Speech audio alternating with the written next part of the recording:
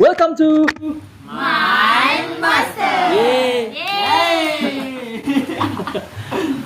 Oke, ini adalah video perdana untuk program Mind Master. Jadi di Kampung Bahasa itu ada 4 program.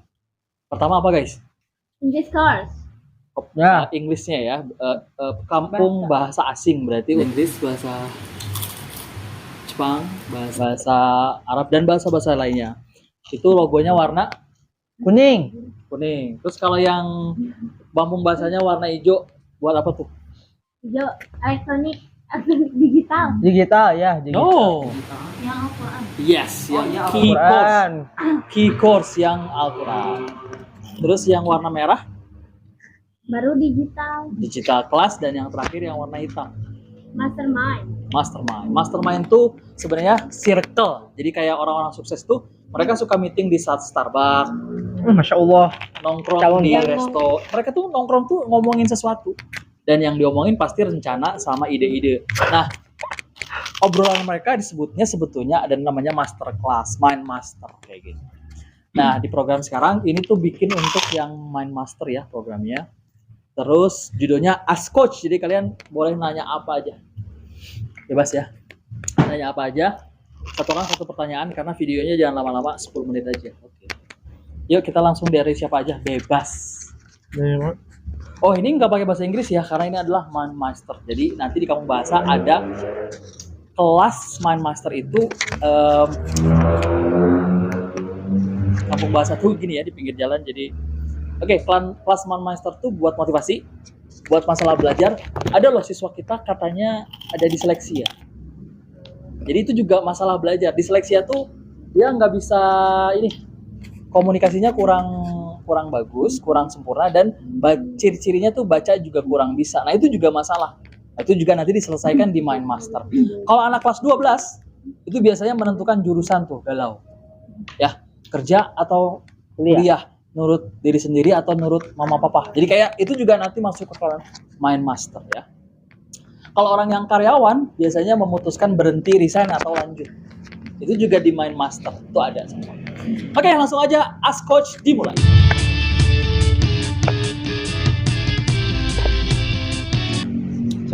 Siapa dulu? Oh iya, perkenalkan dulu dong satu persatu nih guys. Aduh, sabar. Dari sini dulu dong. Dari sini dulu dong. Perkenalkan dengan bahasa yang disukai. Cepat. Hai guys, konnichiwa. Watashi wa Yuba desu. Dozo yoroshiku onegaishimasu. Yubades. Hai. Korea. Ayolah. Korea. Oh, Korea. Oh, Enggak, Korea. aku. Korea. Bisa dikit doang. tidak. Bisa perkenalan Iya, aja. Apa? bahasa Sunda. Kalau di Mind Master itu kelas bebas, kita jadi diri sendiri aja. Oke. Sesantai mungkin. Hai guys, nama aku Alia dari Gua. Alia. Alia tuh merek mobil. Ah, ya. Oh, Aila. Iya. Selanjutnya, Mau Calia juga ada. Boleh. Sama ini sekarang Ustazah Salwa. Assalamualaikum. Mama Dede. Ismi Salwa Fadilah. Watashi wa La. Syukran kasiran jazakillahu khairan. Oh, Salwa Fadila. Nah. Syukron. Ayah. Hello guys. My name is Nazlia Azahra. Oh iya. Halo guys, jenengku Eri Nur Samsi Maulana. Nah, Jawa tuh. Oh, Jawa nang di Jono Jawa Tengah. Kediri. Tumaritis. Karena bebeknya dari Kediri. LDR lah, LDR. Oke, langsung aja mulai. Askot dari siapa dulu? Udah, dari saya dulu coach. Oke, udah 5 menit tuh guys. Ayo. Bagaimana saya ingin bertanya terkait kendala kenapa para pemuda sekarang atau anak muda sekarang itu sangat malas untuk belajar bahasa Inggris misalnya. Oke, itu. Ya, Oke. Jawabannya simpel banget. Ketika kamu disuruh ke warung sama mama, Terus nggak dikasih tahu bahwa kamu akan dikuliin. Nah, kuliin apa sih? Kulian ya. Misalkan beliin garam, udah aja. Itu biasanya malas, bener nggak? Ya. Tapi kalau beliin garam, kembaliannya ambil, semangat nggak? Ya, Apalagi duitnya 10.000, garam kan cuma berapa? 2.000, kembalinya berarti 8. 8.000. Jadi intinya adalah seseorang malas karena dia belum tahu di situ ada hadiahnya. Jadi belum tahu di situ bahwa ada something yang dia bisa dapetin. Kalau dia tahu bahwa akan ada sesuatu, dia pasti nggak malas. Gitu. Sama seperti saya juga belajar bahasa Inggris. Waktu terjun ke dunia bahasa Inggris, pertama gaji bahasa Inggris itu 125.000 rupiah per bulan. Tiba-tiba ketika ada orang yang menawarkan, ternyata 400.000. Hah, kok gede banget ya? Kok lebih gede dari 125 gitu. Jadi, wah semangat belajar. Pas gaji saya 400.000, tiba-tiba saya belajar terus, tiba-tiba ada yang nawarin yang langsung loncat ke waktu itu 12 juta. Jadi, kok semakin gede ya? Jadi ternyata itu yang bikin semangat. Jadi UUD ujung-ujungnya Duit. Oke.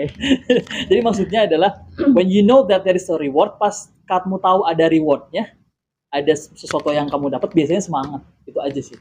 Kalau nggak ada rewardnya, tapi bukan harus duit ya.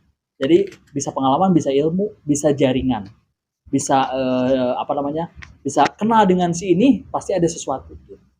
Jadi ketika saya tahun 2014 ngajar Jenderal Edi Rahmayadi, TNI, sejujurnya ini saya buka ya, sejujurnya saya nggak dibayar.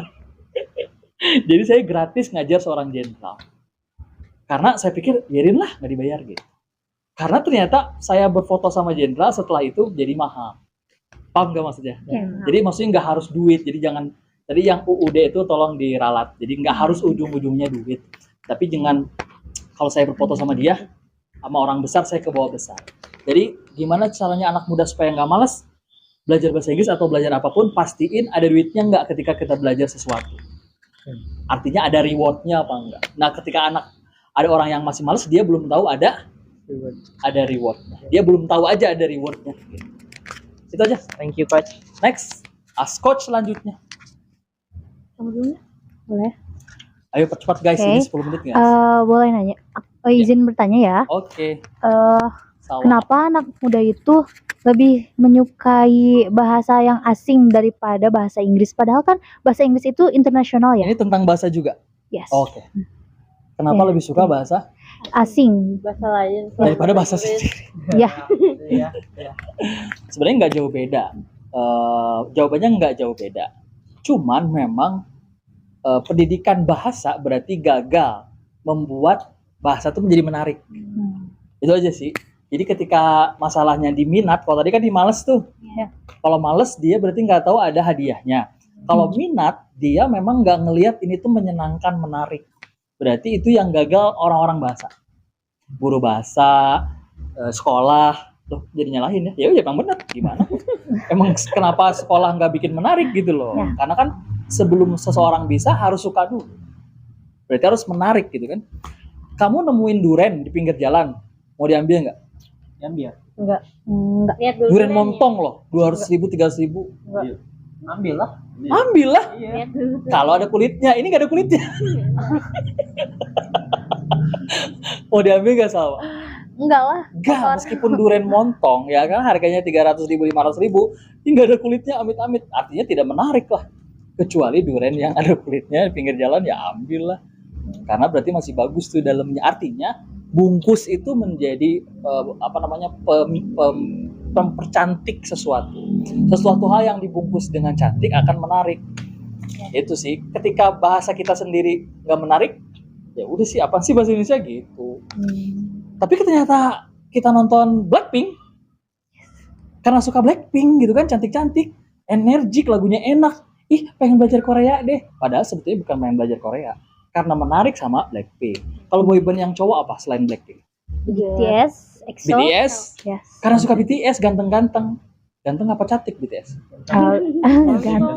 Menurut saya cantik. Karena mukanya cantik semua gitu kan. Nah karena suka BTS akhirnya pengen Belajar Belajar bahasa bahasa Korea. Jadi seharusnya bahasa kita sendiri itu dibungkus dengan menarik sesuai dengan perubahan zaman orang zaman sekarang, anak zaman sekarang. Itu jadi tadi yang salah siapa? Menurut saya guru-guru bahasa dan sekolah. Ini ekstrim aja langsung. Karena mereka tuh memang tugasnya membungkus dengan baik ya. Karena kalau anak itu kan tugasnya emang ya mesti dibikin minat aja. Itu next. Oke, thank you. Pertanyaan yang lain jangan bahasa Iya, terus. siap. Izin bertanya, Oke. bagaimana cara menentukan atau menemukan passion? Passion. Oh ya. Ada minat, ada bakat, ada passion. Ayo bedanya apa? Minat, suka, tertarik.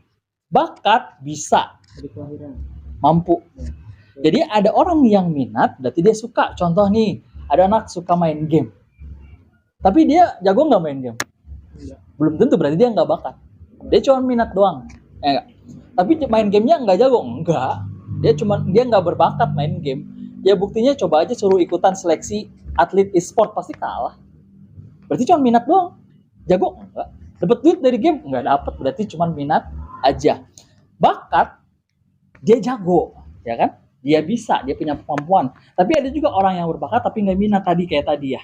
Sebenarnya dia bisa tuh dalam dirinya, tapi dia ngerasa, kok nggak menarik ya, akhirnya dia nggak masuk, nggak mencoba, akhirnya dia punya bakat tapi dia nggak minat. Nah, passion adalah dia minat, dia berbakat. Dia masuk, dia jago lagi. Nah, itu jadi passion gitu. Jadi passion itu adalah suatu hal yang kita sukai dan kita minati bersamaan, dan itu nggak gampang. Kadang suka bertolak belakang sama pikiran dan hati. Kadang kita suka ini, tapi faktanya kita ini gitu loh. Atau sebaliknya, lebih parah lagi, kita suka, kita minat, orang tua nggak setuju. Lebih repot lagi. Atau setuju tapi nggak support ya.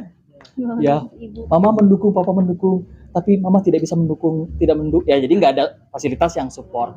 Kayak gitu. Jadi banyak fenomena. Tapi intinya adalah, yang paling penting adalah temuin minat dulu, terus latih, jadi bakat, nanti jadi passion.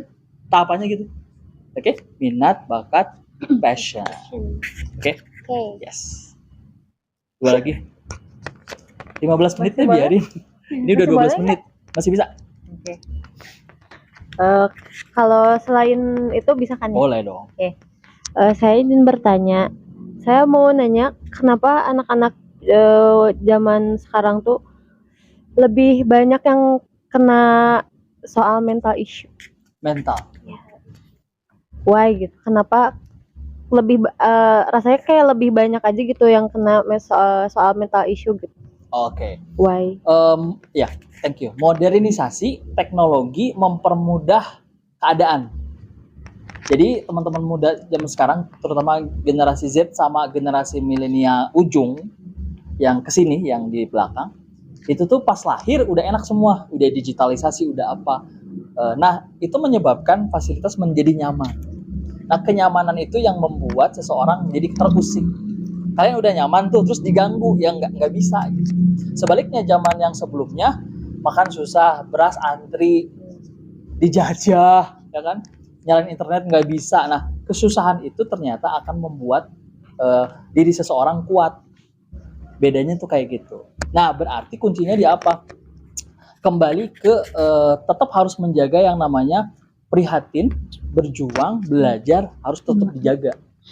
Nah, anak zaman sekarang karena udah banyak fasilitas, jadinya dia nggak masuk ke dalam zona sulit itu tadi, gitu. Jadi sebenarnya nggak semua, tapi anak-anak yang terbiasa dengan hidup sulit, di kehidupannya banyak drama tuh, ya, drama dari dirinya, dari orang tuanya, dari saudaranya, itu biasanya sebenarnya latihan, karena otot pengalamannya akan kuat. Biasanya akan menghadapi akan menghadapi suatu kehidupan yang kuat gitu lah. Tapi, nah ini dia masalah terbesarnya. Akses teknologi kan jadi bikin banyak anak halu.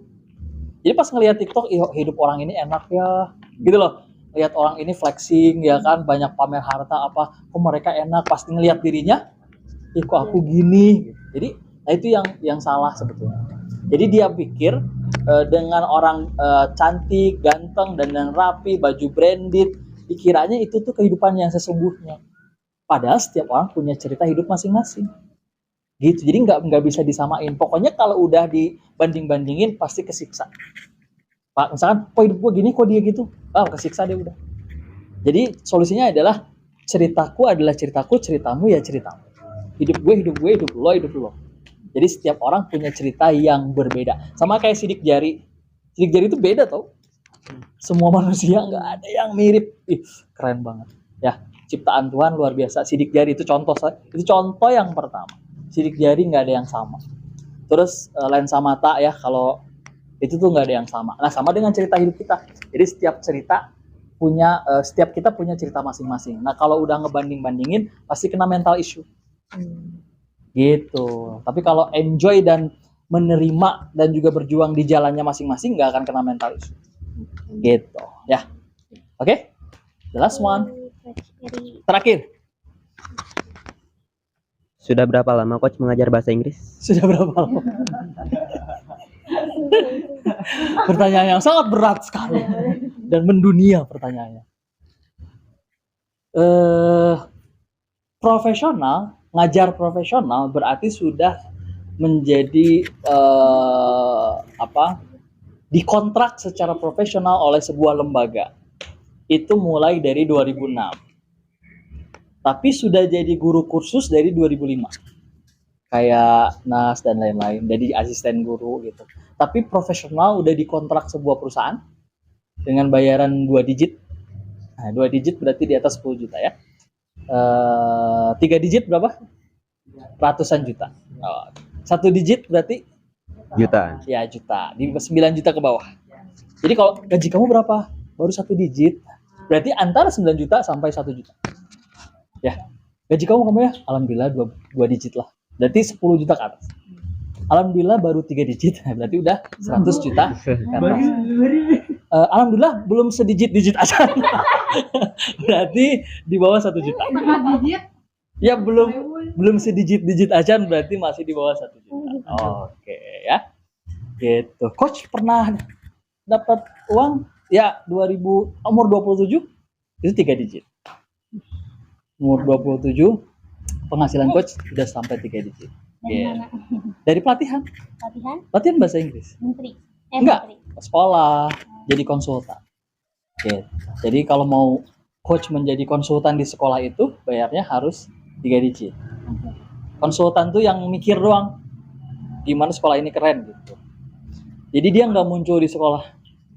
Jadi kalau kamu di sekolah terus sekolah kamu bisa bagus itu di belakang layarnya ada konsultan. Tapi dia nggak pernah muncul. Nah, biasanya memberikan nasihat ke kepala sekolah. Karena kan kepala sekolah juga butuh curhat. Gimana ya sekolah saya biar bagus? Nah, itu nanti ke konsultan. Konsultan itu dia ngarahin gini gitu. Ya. Begitu. Oke, cukup ya. Jadi pertanyaannya tadi berapa lama ya secara profesional dari tahun 2006 ya. Karena dihitungnya dari coach jadi trainer di Kementerian Perhubungan. Dihitungnya dari situ. Tapi kalau dari mulai ngajar kursus dari 2005. Itu ngajar kursus. Lulus SMA 2004. Gitu. Udah jadi guru les-lesan tuh ya di 2004-2005 udah ngajar ponakan udah kayak gitu. Ngajar ponakan dibayar 50.000 sebulan udah mulai itu.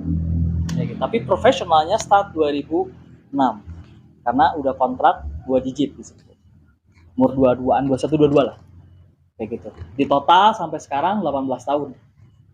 Tahun depan 19 tahun. Gitu. Udah mau 2 dekade. Udah kalau mau jadi master, kesimpulan Ask Coach hari ini, if you want to be a master, setialah selama 10 tahun di bidang itu. Jangan selingkuh. Ya, misalkan kamu suka dunia tahu, udah kamu 10 tahun di dunia tahu. Jangan ada cilok, jadi cilok jangan. Tahu aja tuh. Kamu sawah suka kerudung 10 tahun. Tahu pabriknya, tahu benangnya, ngejahit kerudung di mana kerudung 10 tahun. Ada yang ngajakin, ayo dagang keripik, enggak, aku kerudung. Gitu. Kamu sukanya basreng 10 tahun jadi master basreng. Jadi to be a master you need at minimal 10 tahun. 1 dekade, minimal 1 dekade. Ya, dan yang terakhir pesan dari coach adalah kalau kalian punya uang, kalian harus investasi. Leher ke atas. Okay. Leher ke atas artinya ilmu. Baru-baru ini coach beli buku Helmiah ya, itu hampir 300.000 bukunya. Iya, jadi saya menginvest, saya belajar baca. Dalam waktu dekat kalau ada eventnya ya harus datang ketemu. Untuk apa? Biar circle-nya tetap terus di atas. Meskipun kita masih kecil, masih kurang, kita tetap menjaga circle kita. That's all for today. Mudah-mudahan kelas Mind Master kita akan coba nih. Karena target marketnya siswa-siswa kelas 12. Karena kelas 12 tuh udah mau, aku mau kemana nih, kanan apa kiri gitu loh. Aku mau kerja apa gimana? Aku mau kerja di pabrik? Apa kerja ke luar negeri? Apa aku ya udah mama, aku mau kawin aja. Kelas 12 banyak loh kayak gitu. Terus juga ada yang ya udah deh aku ikut tante, om, macam-macam. Dan itu untuk menentukan arah tuh nggak gampang banget. Karena di sekolah ada pelajaran nggak menentukan arah? Enggak deh. Pelajaran jati diri ada nggak? Nggak ada, makanya susah. Mudah-mudahan kelas Mind Master kita akan memberikan fasilitas untuk teman-teman kelas 12. Anak-anak SD, SMP juga akan kita buka, tapi mereka tuh lebih ke attitude. Ya di kampung bahasa memang seperti ini ya, banyak binatang. Kalau kelas SD, teman suka lihat nggak masih ada yang suka ngebully gitu kan? Terus tonjok gitu. Nah itu sebenarnya harus masuk kelas Mind Master, biar dia dilatih karakternya gitu. Masih ada anak-anak kelas anak kecil yang bercanda sedikit, tangannya gitu. Nggak boleh itu attitude-nya nggak boleh kayak gitu. Nah, itu nanti di kelas Mind Master, termasuk masalah belajar, masalah psikologi belajar, jadi akan diselesaikan di Mind Master. Thank you very much ya untuk konten pertama di Mind Master. Ini panjang banget, keren banget. Nggak akan beres kalau ask coach, nanya ke coach. Suatu ketika nanti kalian yang di sini ya ditanya, berarti ask coach-nya nggak harus saya, tapi yang lainnya. Nanti sebarkan, mungkin nanti kita akan bagi-bagi kelas Mind Master secara gratis. Jadi akan kita gratisin Mind Master kemana aja gitu. Supaya mereka pas ikut kelas Mind Master ternyata mereka butuh bahasa Inggris, jadi belajar bahasa Inggris gitu. Jadi Mind Masternya gratis. Ya udah. Jadi ayo Mind Master gratis. Belajar, kita kasih ilmu, kita ikhlas memberikan ilmu. Lama-lama ini apa ya kamu bahasa? Ya udah saya mau daftar. Ya, jadi niatnya sharing-sharing dahulu, selling-selling kemudian. Nah itu prinsip ya. Pertama apa? Sharing-sharing dahulu, selling-selling kemudian. Iya. Oke guys, thank you very much. Dan saya pengen di konten selanjutnya tolong perhatikan teman-teman kita sekitar. Terus masalah mereka catat, nanti tanyain ke sini. Nanti kita share tuh, mudah-mudahan bisa menyelesaikan banyak masalah tadi, mental issue juga, mindset untuk banyak orang. Oke, thank you very much and bye. Don't forget to subscribe and like and comment. Like, comment, and subscribe.